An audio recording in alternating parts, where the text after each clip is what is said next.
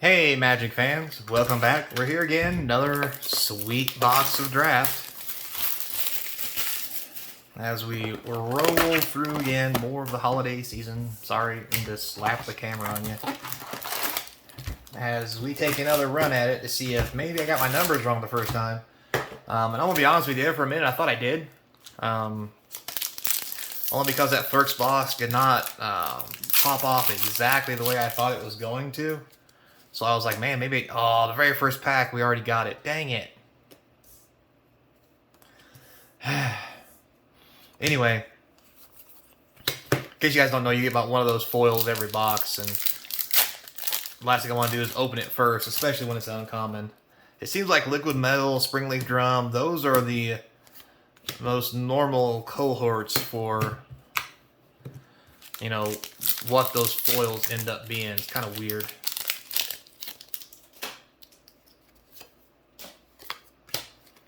But I guess it is what it is, right? So anyway. What was I talking about? Oh yeah, I was talking about the box openings. Oh, hey, there's Misra. Very nice. So, whoops.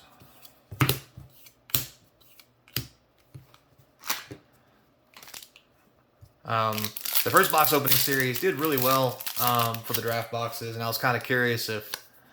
Oh, daddy. Look at that. So if you guys don't know, this card has skyrocketed to $30. The foil version is around $50. So this is definitely going to be a sweet box. Wow, is that a good hit. So, good video. See you guys later. No, I'm joking. Yeah, that's an amazing hit for this box. I think that's the only foil one of those I got. That's just pretty, honestly, just pretty absurd. Wow, is that good? Completely lost my whole train of thought after seeing that. Box prices. So, the box prices were really good for draft in the first case that I opened. Opened the set boosters, and it was a little disappointing value-wise, and so I was kind of wondering, did I maybe calculate it a little different than what I would normally do? You know, because there's lots of rares and mythics in the artifact slot, and I thought to myself, maybe I counted those when I shouldn't have. And that's why, ooh, nice mythic, I got the numbers a little skewed, they seemed like. But as I open these draft boxes, I think I didn't, because the first draft box had me thinking, you know, it was a little shy of some of the other ones we've seen, but it was on par with a normal box over the grand scheme of things. But it could just be getting better hits in the draft boxes is the reason why this is happening. Because the last box was actually relatively better than I thought it was going to be. More along the lines of the previous opening, and with this one, hitting that Port of the Phyrexia just really skews this one to the amazing side, unless I get nothing else. And I'm going to be honest with you, even if I get nothing else with just those two other mythics, I'm pretty sure the box value is, hey, we got a second one. Too bad it's also an uncommon. I really think that the box will still be profitable even if I get nothing else, just because of the price. And there's Bobble. So, it's very interesting. The last time I seen something like this is when we did Baldur's Gate.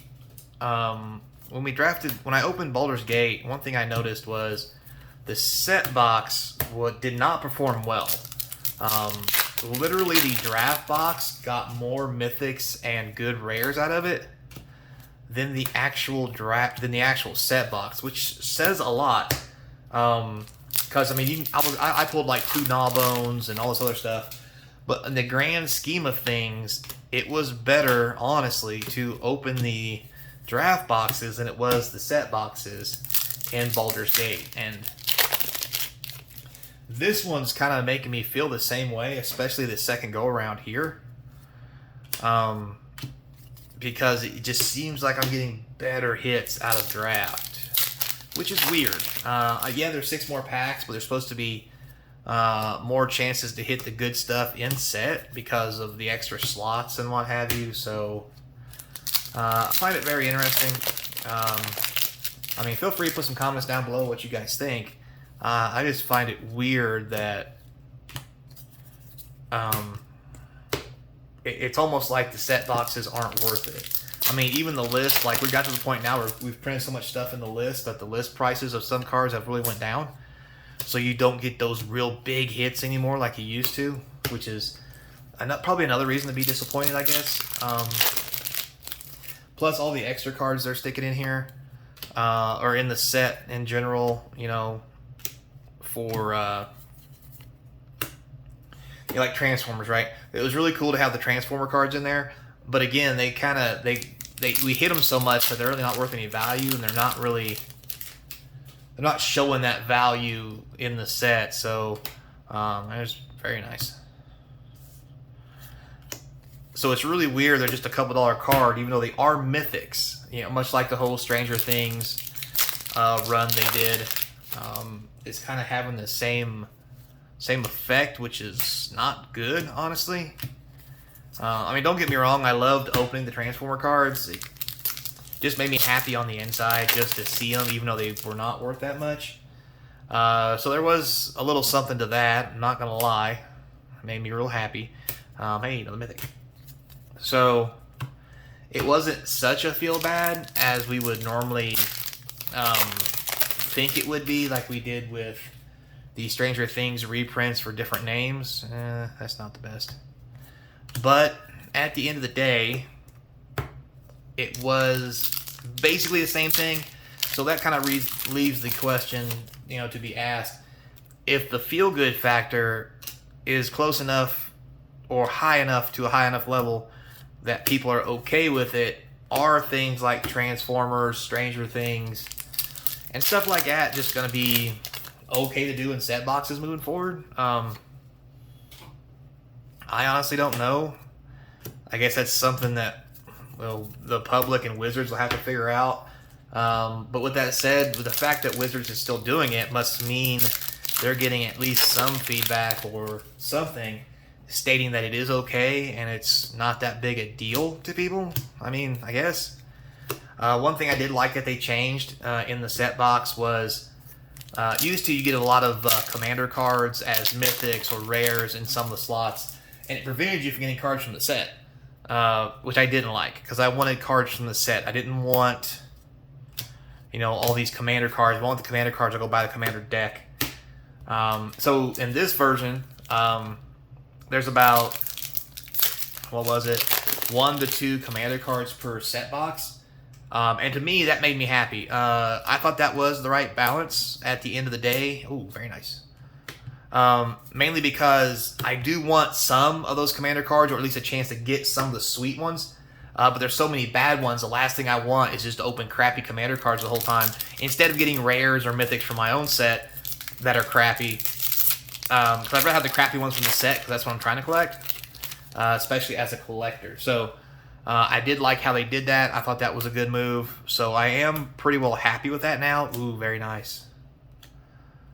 So I do think they're going the right way with that. I hope they keep that kind of mentality or message as they continue. So, all right, guys, we're getting here close to the end. So thanks for listening. As always, ooh, Sundering Titan. Don't forget, like, comment, subscribe, hit that notification bell. The comments down below are going to feed that YouTube algorithm. If you've already subscribed, thank you very much. If you haven't, now's a pretty good time as we get to this last pack here. If you want to keep supporting the channel and do extra, don't forget there's links to the eBay store, Patreon, all in the description, along with my email if you want to reach out and say, hey, I do appreciate the comments and concerns. With that said, last pack, let's hope for something big. Ooh, foil rare, okay, whatever. Not the best, but I think this command has probably the most promise. So I do like that. No more mythics. So there we have it. We only got 5 mythics this time, but we did get some good ones. And we did get this, so technically 6 mythics, and it's, oh boy. So, till next time, be kind. I hope to see you across from the game table. Later, player.